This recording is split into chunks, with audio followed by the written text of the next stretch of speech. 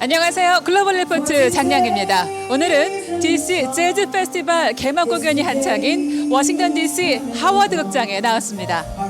DC 재즈 페스티벌은 재즈의 전설이라 불리는 듀크 엘링턴이 태어난 워싱턴 DC의 재즈 유산을 기리기 위해 2004년 시작됐는데요. 18회째를 맞는 올해는 30여 명의 국내외 재즈 뮤지션들이 DC의 크고 작은 공연장에서 공연을 펼칩니다. DC 곳곳에서 공연이 열리기 때문에 재즈 음악을 동네에서라는 뜻의 재즈 인 더 후즈라는 이름으로 불리기도 하는데요. 재즈의 고향 루이지애나주의 뉴올리언스 재즈 앤 헤리티지 페스티벌, 뉴욕의 블루노트 재즈 페스티벌과 함께 미국인들의 사랑을 받는 재즈 페스티벌 중 하나로 자리 잡았습니다. 3일에는 DC의 워프 선착장에서 예선을 거쳐 올라온 세 팀이 $15,000의 상금을 놓고 경쟁하는 음악 경연대회가 열립니다. 다가오고 있는 세계 소식 글로벌 리포트 지금 시작합니다.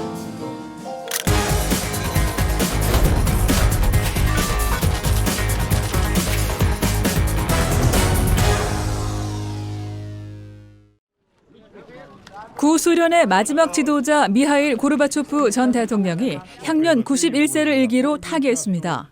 모스크바의 한 병원에서 지병으로 사망한 고르바초프 전 대통령은 40년 넘게 이어졌던 냉전을 1989년 피 흘림 없이 종식시킨 주역으로 평가받으면서 1990년 노벨 평화상을 수상하기도 했습니다. 하지만 냉전 종식이 구소련의 해체로 이어지면서 구소련권 국가들에서는 엇갈린 평가를 받는 인물이기도 합니다.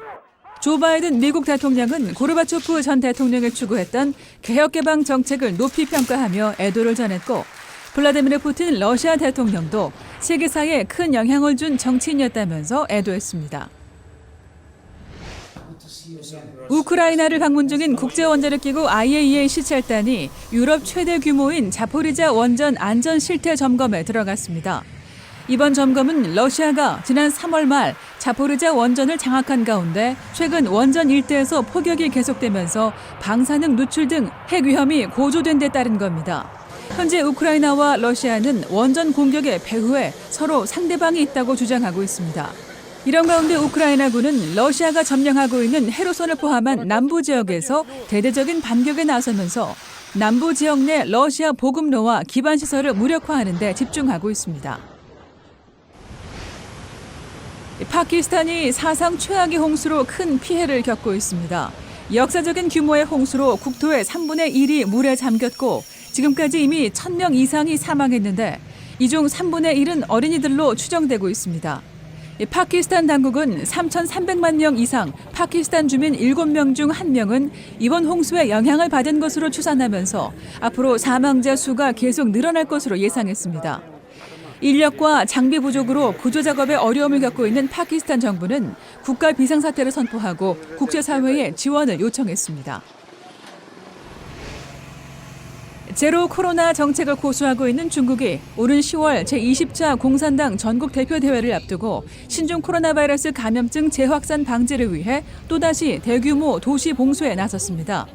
중국 전역 대도시에서 코로나가 재확산할 조짐에 주요 정치 행사인 당대회를 앞두고 방역 통제를 대폭 강화한 겁니다. 중국 제조업의 거점이라 할 수 있는 광둥성 선전시와 광주시를 비롯해 랴오닝성의 다롄시와 선양시, 쓰촨성의 청도시 등이 부분 봉쇄됩니다.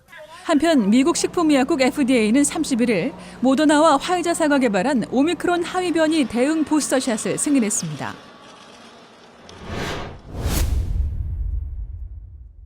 낸시 펠로시 미국 하원의장의 타이완 방문 이후 처음으로 미국 군함이 타이완 해협을 통과했습니다. 중국은 하나의 중국 원칙을 지키라며 반발했지만 미국은 미군의 통상적인 활동으로 문제가 없다는 입장입니다.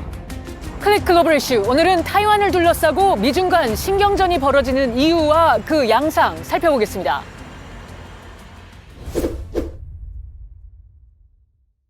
일본 요코스카 기지에 거점을 둔 미국 순양함 챈슬러스빌함과 엔티텀함이 8월 28일 타이완 해협의 국제수역에 들어갔습니다. 미국 해군 실험대는 성명을 통해 이 두 척의 전투함이 통상적인 활동을 진행한 것이라고 설명했지만 중국 정부는 즉각 항의하고 나섰습니다. 中方再次敦促美方停止虚化、掏空、歪曲一个中国原则，切实遵守一个中国原则和中美3个联合公报规定，不要做台海和平稳定的麻烦制造者。 하나의 중국 원칙이란 중국과 타이완을 모두 하나로 보는 것으로 중국, 즉 중화인민공화국만을 유일한 합법적인 정부로 인정하는 것을 말합니다. 이 원칙에 따라 중국은 타이완을 이탈한 하나의 성으로 간주하고 언젠가는 다시 하나로 흡수 통일할 것이란 입장입니다. 그렇기 때문에 중국과 타이완 사이에 있는 타이완 해협도 자국 영해로 보고 있는 겁니다. 반면 미국은 이와는 다른 하나의 중국 정책을 내세우고 있습니다. What the U.S. has said is, we understand where you are coming from. The American position is that while we acknowledge Beijing as the capital of China, we expect a peaceful resolution of the Taiwan Straits issue. A few months ago, the PRC put forward the claim that the Taiwan Strait is not international waters. Because of that PRC position, I think that there is an added reason for the United States to continue to do these transits to show that it does not accept that. 미국 군함이 타이완 해협을 통과하는 일은 과거에도 종종 있었습니다. 하지만 8월 초 낸시 펠로시 미국 하원 의장의 타이완 방문에 반발해 중국이 타이완 주변에서 반복적으로 전투기와 함선을 배치시키는 등 무력 시위를 이어가고 있는 와중이라 어느 때보다 관심이 집중됐습니다. 我再一次强调，台湾捍卫主权及守护民主自由的决心，绝不会因为压力和恫吓而退缩。政府也会做好充分的准备。 타이완군은 중국에서 계속해서 날아오는 무인 드론기에 대해 첫 실탄 경고 사격을 가하기도 했습니다. 이에 미국 백악관은 타이완 해협에서 뉴노멀, 즉 비정상을 새로 정상으로 만들려는 중국의 시도를 용납하지 않을 것이라고 경고하고 있습니다. 이런 가운데 중국을 견제하기 위한 경제 안보 체제 구축을 모색하고 있는 미국은 타이완과 반도체 공급망 협력 강화 움직임에 박차를 가하고 있습니다. So the argument Biden is making is that to protect ourselves from China using its technological advantages for political ends, we have to develop alternative supply for items like semiconductor chips and so forth.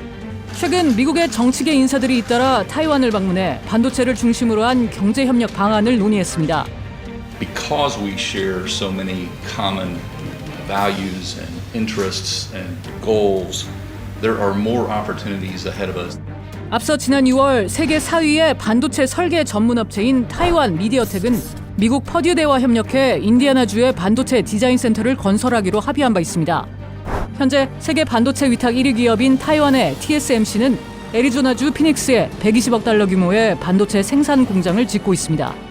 중국이 계속해서 타이완에 대해 군사적으로 또 경제적으로 압박할 것으로 전망되는 가운데 미국과 중국의 갈등 양상이 어떻게 전개될지 세계의 이목이 쏠리고 있습니다.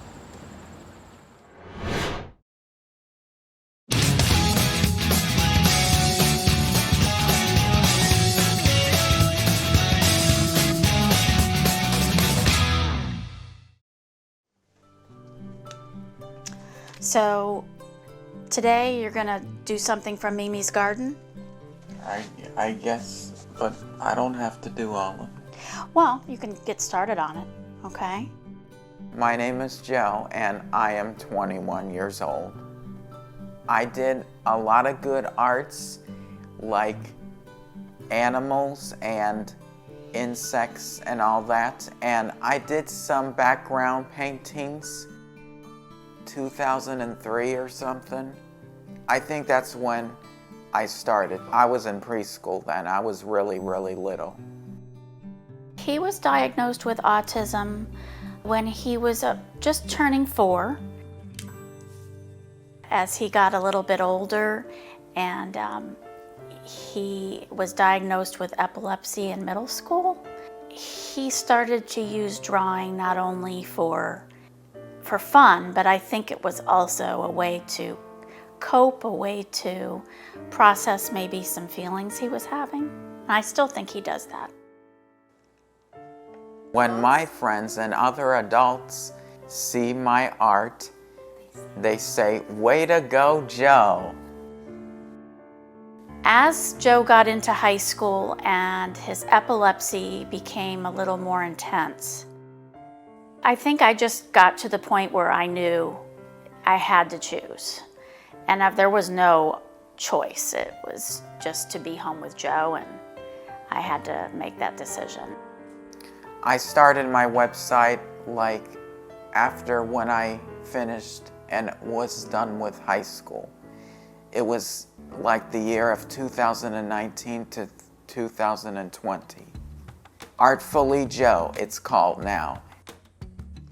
People love my flower pictures. I've drawn a lot of sunflowers and roses and other flowers. These are some pieces that he's already done in various sizes.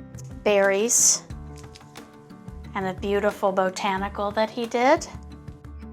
Joe's expanded into some note cards and we did a Valentine this year, and he did a logo, a butterfly for Autism Awareness and Acceptance Month, and he did a t-shirt also with that logo.